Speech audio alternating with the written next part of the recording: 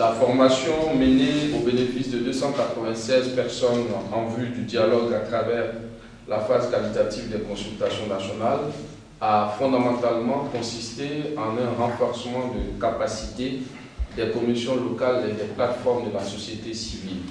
Cette formation leur a permis d'acquérir un savoir et des techniques pour exécuter le dialogue communautaire par le truchement des focus groups et des rencontres communautaires, mais aussi de pouvoir la restituer aux autres membres de leur groupement respectif. Également destinée à leur fournir des notions sur les techniques de sensibilisation et de communication au grand public, cette formation les aidera à mieux informer et mobiliser les populations et plus particulièrement les victimes de leurs zones respectives. Enfin, cet enseignement les a préparés à accompagner et à encadrer avec compétence la prochaine étape du plan d'action opérationnel de la Commission Dialogue, Vérité et Réconciliation, à savoir la recherche de la vérité. Celle-ci débutera par les auditions des victimes, immédiatement suivies des enquêtes. 5 modules répondant aux besoins identifiés lors des ateliers pilotes au cours des préparatifs ont servi de contenu à la dite formation. Et ce sont: module 1, mécanisme de justice transitionnelle couplé avec le mandat et les missions de la CDVR. Module 2, dialogue permanent et dialogue à travers les consultations nationales. Module 3, recherche de la vérité, c'est-à-dire plan opérationnel, technique de prise de position, ainsi qu'un plan d'accompagnement psychosocial des victimes et de gestion du stress. Module 4, technique de sensibilisation qui prend en compte les outils de prévention et de transformation des conflits, la sensibilisation pour la protection des victimes et des témoins, les techniques d'information et de communication grand public. Enfin, module 5, planification et rédaction des rapports, c'est-à-dire session en groupe pour planifier le travail pour chaque zone, canevas technique de rédaction des rapports. Il faut dire que les membres des commissions locales et des plateformes bénéficiaires de ces sessions ont été sélectionnés à partir d'un critérium précis, selon la répartition géographique qui suit.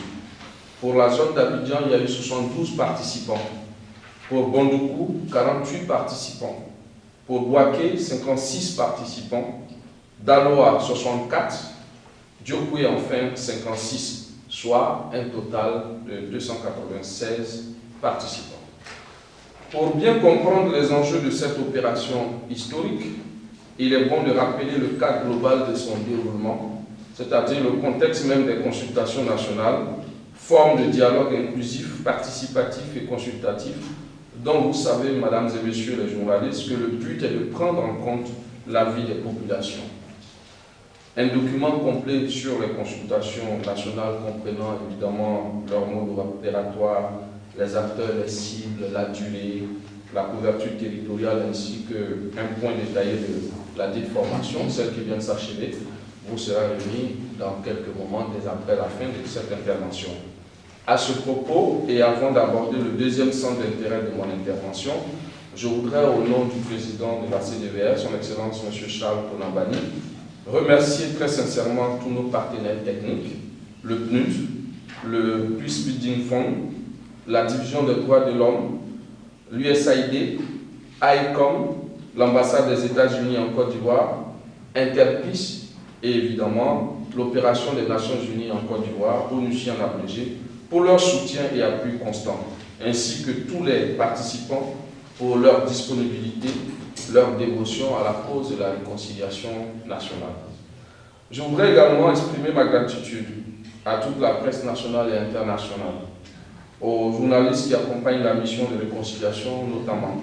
Par votre canal, mesdames et messieurs les journalistes, je voudrais, au nom du président de la CDVR, appeler les Ivoiriens sur l'ensemble du territoire national et en dehors à se mobiliser en vue de participer nombreux, non seulement au dialogue de la phase qualitative, mais aussi et surtout à toutes les autres étapes de la mission de la Commission. Pour ce qui concerne le point 2, le deuxième centre d'intérêt donc de notre intervention du jour, c'est-à-dire les activités à venir, il faut noter que l'entame de la phase qualitative des consultations nationales dédié au dialogue communautaire nous donne l'occasion d'indiquer aux populations de notre pays que sur les 6 activités principales fixées au tableau du plan d'action opérationnel de la Commission, 3 ont quasiment été exécutées en attendant la phase qualitative en cours. Il reste donc 3 autres à mener. Il s'agit des auditions des victimes immédiatement suivies des enquêtes, des auditions publiques et en 3e lieu, de la rédaction en cours suivie de la remise du rapport final au chef de l'État. Toutes ces activités seront déclinées concomitamment avec les travaux des commissions spécialisées, et vous savez qu'il y en a 4. Ainsi, au cours des auditions et enquêtes prévues pour immédiatement suivre la phase qualitative des consultations nationales, lesquelles auditions et enquêtes seront menées par la commission spécialisée éponyme dirigée par Madame Marie-France Beaufry, épouse Kwame Kra, commissaire central. La commission spécialisée réparation, placée sous la responsabilité du commissaire central Ablaye Koné, mettra donc en plan la politique de réparation, puis des estimations de ces réparations. Dans la foulée, la commission spécialisée heuristique, présidée par le commissaire central Selibaï, tiendra dans le prolongement de son atelier de restitution de ses premières réflexions tenues au mois de décembre 2012, son grand colloque terminal sur les causes profondes de la palabre ivoirienne. Ce sera précisément au cours de la première quinzaine du mois de juillet prochain. Cette activité se fera en prélude au lancement de la commission mémoriale présidée par le président de la CDVR lui-même. Peut-être est-il bon de rappeler que les pesanteurs qui ont fortement ralenti, voire retardé, la bonne exécution de l'agenda de la commission Dialogue, Vérité et Réconciliation sont essentiellement de 2 ordres. D'une part, la commission fait face depuis sa création à des pesanteurs endogènes. Elles sont en rapport avec les difficultés pour la mobilisation effective et à temps d'un budget pour le financement de ces activités opérationnelles et, d'autre part, à des pesanteurs exogènes en lien avec la recherche d'une meilleure coordination des instruments de la justice transitionnelle en Côte d'Ivoire, en plus d'un environnement socio-politique encore précaire.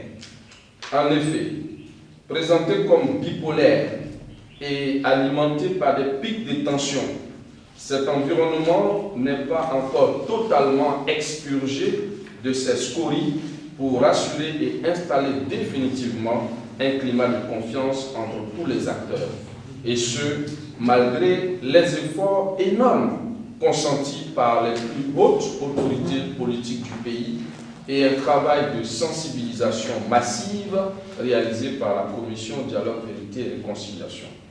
On peut, à ce propos, se souvenir de l'initiative historique prise par le comité exécutif de la Commission pour la relance du dialogue politique à la suite des événements tragiques d'août 2012 survenus au cours de la semaine commémorant le 53e anniversaire de la Côte d'Ivoire.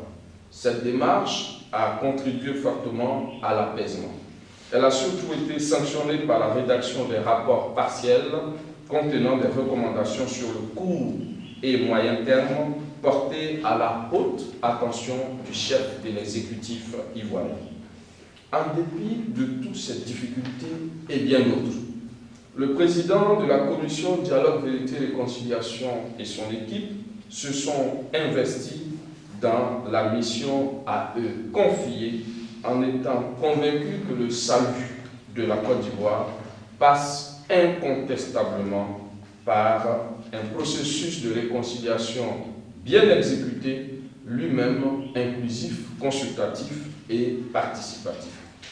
Par conséquent, et sur la base des promesses de financement, un chronogramme révisé, un chronogramme d'activité révisé a été élaboré avec la prise en compte de l'exigence d'un travail de qualité.